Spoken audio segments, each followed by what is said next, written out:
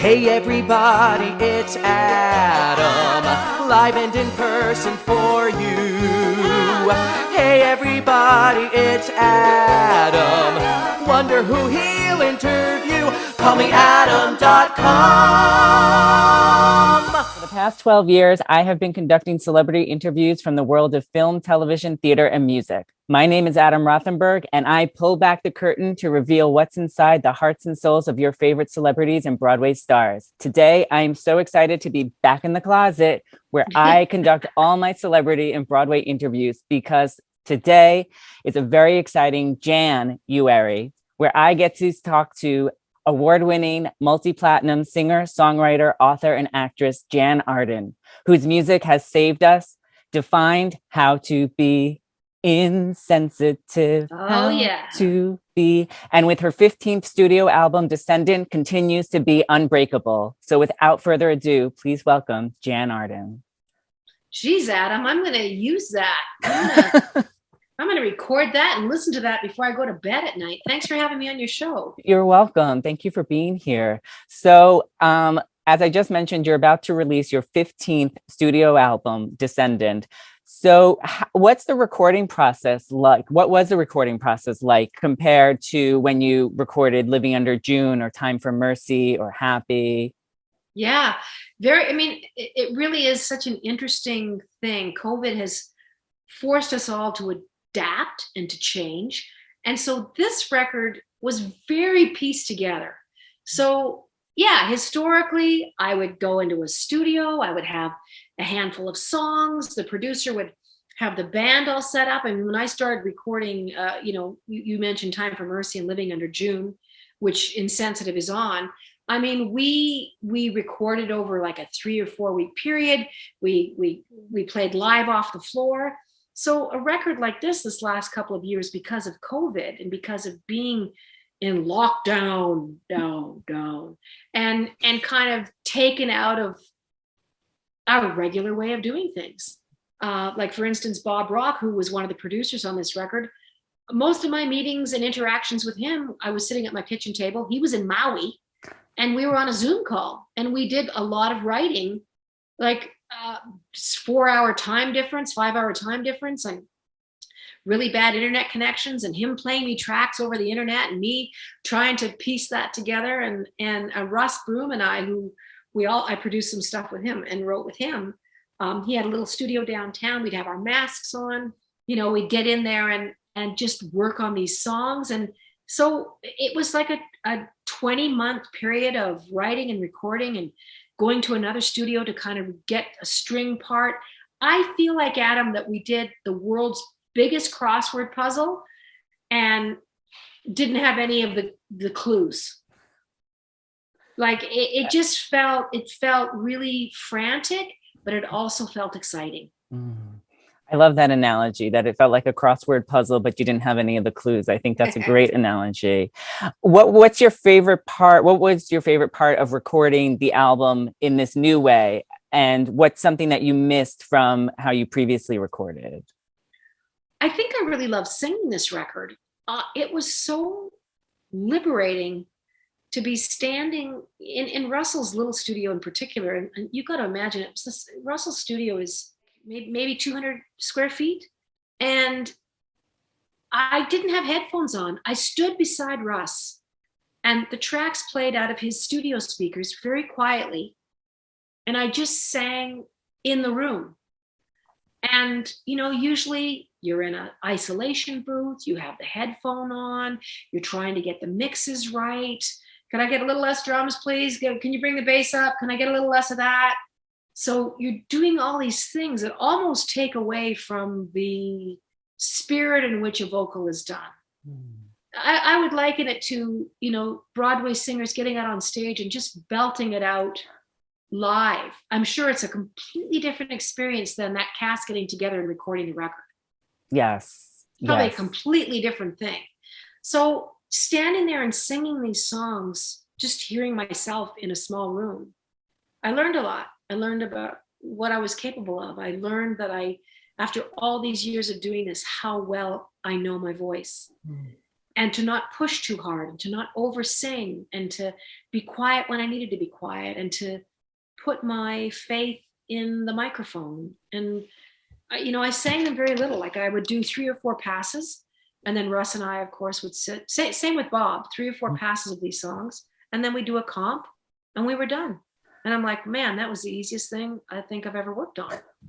So there was lots of surprises. That have I been working too hard my whole career? Have I just been trying too hard?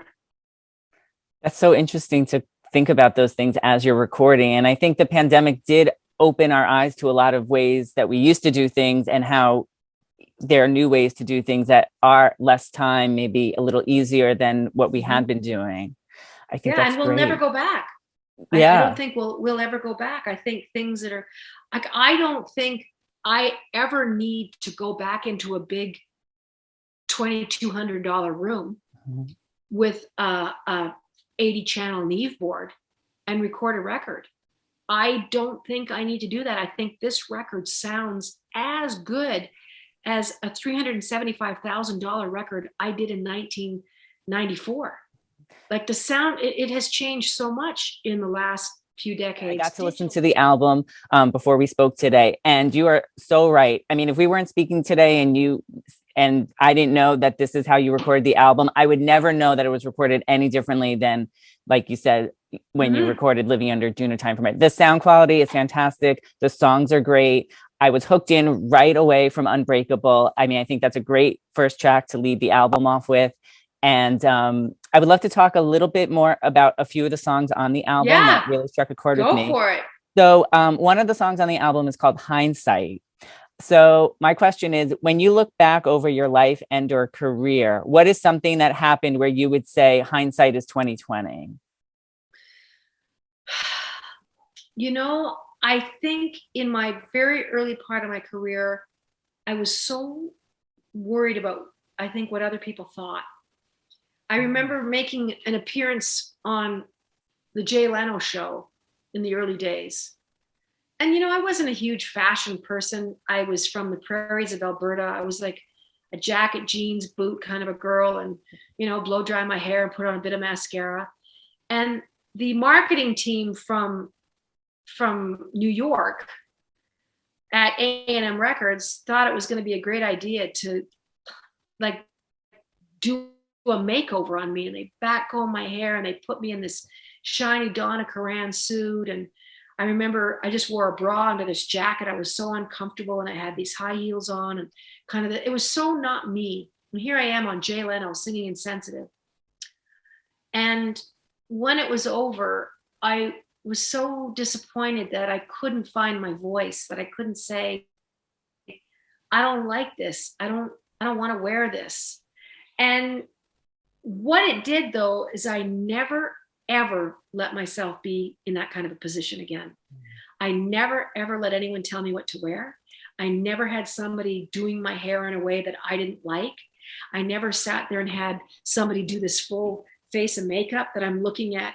I don't even know who I'm looking at. And so it was a pivotal moment. It was but that's how we learn.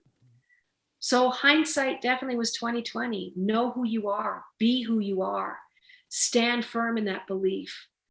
No one is going to know you better than you. So don't ever let them talk you into any shit. Yes. I think that is just such a great lesson that you just were able to educate my listeners and viewers on so well. And I'm so glad you shared that story. And I'm thrilled that you were able to find that strength to say, you know what, I don't feel comfortable like this, and this is how it's going to be from here on out. I mean, that's really terrific. And it was. I never did it again. I mean, I went on to do, David Letterman and, Good Morning America. And I did Kathy and Regis a handful of times. Like I did a whole bunch of really great, I had so many opportunities, and I dressed the way I wanted to dress. And I had jean jackets on, and, I just felt cool because I was being who I was. And that's the best thing that anybody can be, is just to be yourself. And that you were able to learn that and continue to be that way is fantastic. Thank you. With Steady On. I love in the song how you sing, "This is the time, the day, the moment to fly your arrows." So when was there a time you said this to yourself and took action on something you were dreaming, manifesting, or deciding to do? Well, I think people have this really strange idea in the arts that they're supposed to be at the expert level. Like, oh, I'd love to take a photography class, but I don't think I'm very good at it. And I'm like, well, that's why it's called a photography class. I think we always have to be prepared to fly our arrows. I think, you put you face forward, you face into the sun, and you cannot be afraid of failing, no matter what your job is, no matter what your station is in life. I think failing is a human necessity. It's the only way we get better. It's the only way we learn. And it's not the end of the world. It's just failing. I think the bigger tragedy in life is not failing. It's not trying. So, I like having a purposeful life, and I like doing a lot of different things. I'm not great at any of them. I'm okay.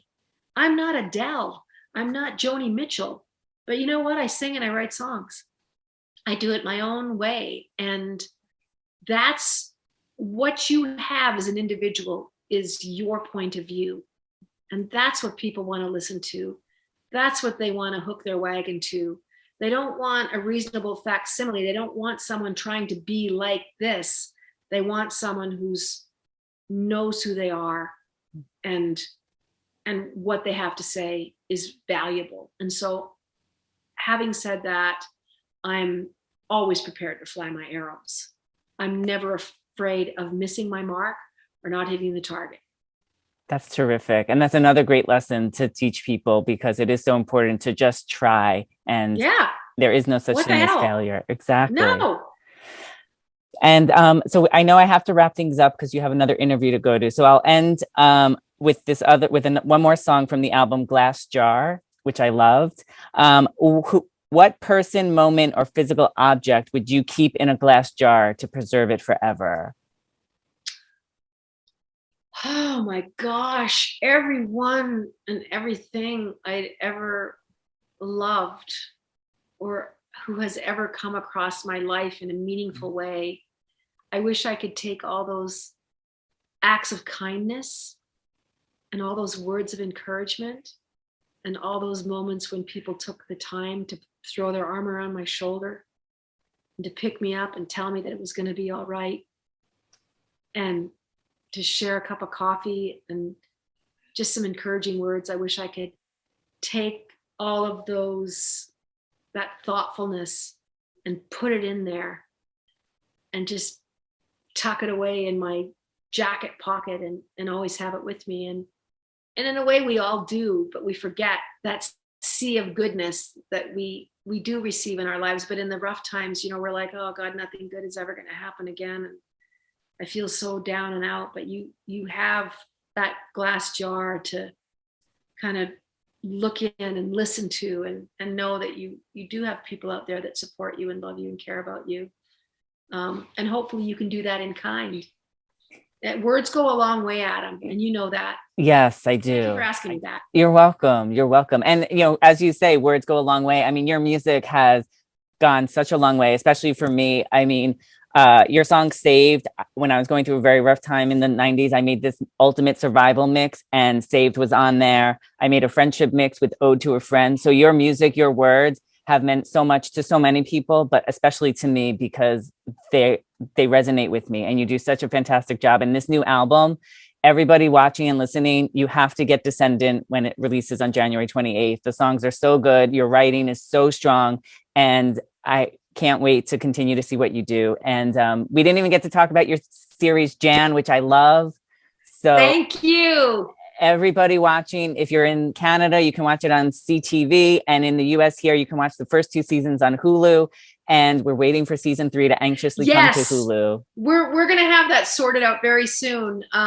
This month we're going to figure out where the season's going to land and where the series is going to land. And we're also working on getting the green light for season 4. So, fingers crossed. It hasn't happened officially yet, but we got to figure out what Jann is doing. You know, is she going to go with the girlfriend or the boyfriend? Like, nobody really knows what's happening, but I appreciate your kindness and your thoughtfulness, and that the fact that you've been unbelievably supportive, Adam, just means the world. That's why we keep doing what we're doing.